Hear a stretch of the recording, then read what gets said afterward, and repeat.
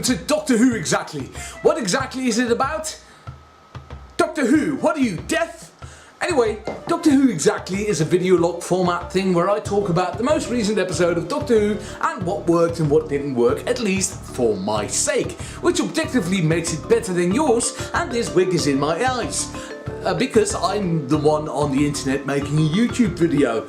So, yes, this week we've had It Takes You Away, and aside from being a very terrific title, it's also probably the most Doctor Who-like episode in this series so far. No, really, this is what Doctor Who is. It starts off with the basic premise and then becomes insanely creative and outlandish. It's probably the best story of this series, not necessarily the best episode. Now, before you go like, oh, that's a contradiction in terms, let me explain.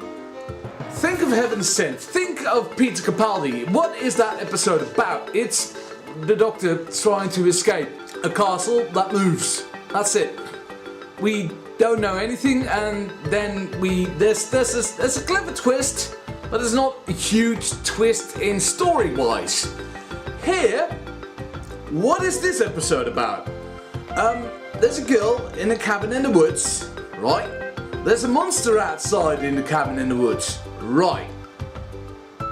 Then there's a mirror world, which is like the dark elf realm of Asgard, a little bit like Ed Hime. And that's just the middle of the episode. Then there's a copy world. Are you still with me? If you've not seen this episode and you're listening to me talk about it, why? If you have seen this episode, do you see what I mean? This episode starts off with the premise of like there's a monster attacking a cabin, and in the end it ends up with the Doctor having to break up with what is basically a sentient universe. How mental is that? That's what I mean when I say this is probably the most Doctor Who episode of this series so far. It just goes from 0 to 100 in about 40 minutes flat, and then gives us a couple of minutes to wind down. So let's talk about things. I like the fact that it actually took a blind actress to play a blind girl. I'm not quite sure if there was any real reason why she had to be blind, but you know, sometimes people are just blind, so okay, kudos for casting somebody with the actual handicap as opposed to, you know, having someone like Charlie Cox pretend he's blind. Okay, that's an unfair dig towards Daredevil because Daredevil still requires a lot of choreography, so okay, disregard that one. I liked the anti-zone with the flesh-eating moths, despite the fact they were the size of a hand palm. Then again, there's like actual moths in our world which are that size. I'm just very happy they don't eat flesh. Maybe they do eat flesh, but like, I mean, maybe they're not like carnivorous as in they attack people and devour the skin off of their bones. Ribbons was okay. Ribbons was just a means to an end, getting to, you know, another bit in the story. What hit me the most about this story was that reveal. You know, when you see the blind girl's father, and it's like, okay, this wig is really getting in my eyes. I'm gonna take this wig off for a slight moment there. Hi. So when you see the girl's father, Eric, weird that I remember his name but not her name, and suddenly he's with his wife, and you're like, what's going on here? And then Graham meets Grace, and that hit me very hard. Like, it hasn't been on the forefront in every episode, but Graham has been missing his wife quite badly. They made a reference to this in Arachnids in the UK, and because he imagined her talking to him, and now it comes back full force. I was actually quite afraid that Graham would stay behind, you know, in this episode, like leading up to a finale where Ryan would be heartbroken even more. I'm thankful he didn't, because Graham has been my standout favourite companion this series. I really did like how Ryan and Graham met halfway, where in the Ghost Monument, Ryan, he was the one being closed and he was grieving over his nan because he never had a mother figure past the age of 12 and he never knew his dad. And Graham tried to reconcile with him, tried to connect with him, and he was scorned, or spurned, whichever word you prefer in that case. And here Ryan reciprocates, and he's like, are you okay? And I really quite like that. A little bit of an hourglass plot there. I like Jazz being a little bit more proactive and acting like a policewoman is my favourite thing about Jazz. Like, I moaned about how she wasn't getting enough stuff to do earlier on in the series, and it seemed like every now and then now, in the latter half, she's got all these little tweaks and ticks and behavioural things that not everybody else would do, because she is a trained policewoman, and here she's trying to use her training to communicate with a young girl that's obviously in distress.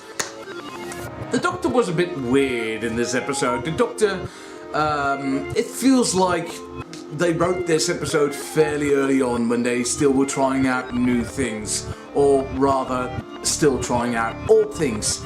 The Doctor eating dirt is very akin to jamming a finger up her nose, which is very akin to David Tennant licking a petri dish of blood and going like, blood control! Yeah, it's basically just that. But then the latter half of her revelation is basically they're in the copy world and she managed to summarize for herself and the audience at home. Basically, she already knew everything, she just, couldn't come up with it. It's a bit underwhelming that it's like normally there is a discovery and then it's like, oh my god, but of course these chemicals have been making these spiders huge. I mean, that wasn't the best revelation, but it was a revelation. Here, the Doctor was like, I know what this is, and I don't need to have seen anything, and my hypothesis is immediately correct. Granted, it did end up with a frog on a chair. That was great. So on the whole, like I said, hugely creative episode. Maybe not the best when it comes to delivering the oomph, but I'm glad this show is still trying new things. I like repeating things I like. So I like the fact, I like this very much, I like this, yes. So the way this thing is though, because it takes you away, is the 9th episode this series, and this series only has 10 episodes. Next week is already a finale.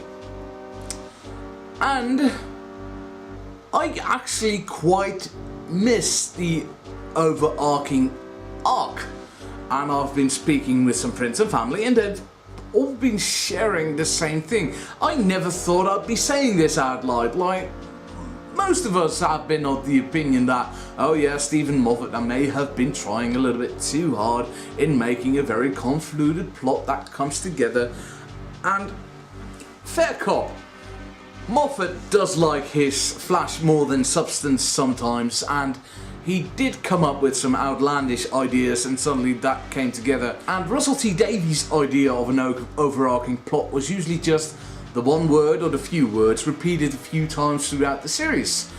Here, well, if I was a betting man and there'd be a Betfred or Corral here, I would put at least a tenner on Tim Shaw from the first episode coming back next week, seeing as his people had been referenced in the second episode, The Ghost Monument, as well. And we'll probably get a revelation that they're an evil warmongering species, obviously, and they attack this planet. And I don't know how they're gonna end it as a series finale, because we don't know the stakes. Mind you, Stephen Moffat did do several one-episode finales as well, like with The Wedding of River Song, and The Name of the Doctor, but people tend to think of those as his lesser finales. The Big Bang and the Pandorica Opens are considered one of his best, and then you have like Peter Capaldi's, which are like Dark Water, Death in Heaven, Face the Raven, Heaven Sent, Hellbent, or even if you don't like Hellbent, Heaven Sent is still a belter. And you know, of course, World Enough in Time and A Dr. False. These are more considered his best, so I'm quite dubious about Chris Chibnall's ability to land a finale in a single episode. I'll keep an open mind you. Maybe I'm concerned for no reason whatsoever. Please let me know in the comments down below. Don't listen to YouTube, something algorithms, social medias, about the 5000. Have a good weekend!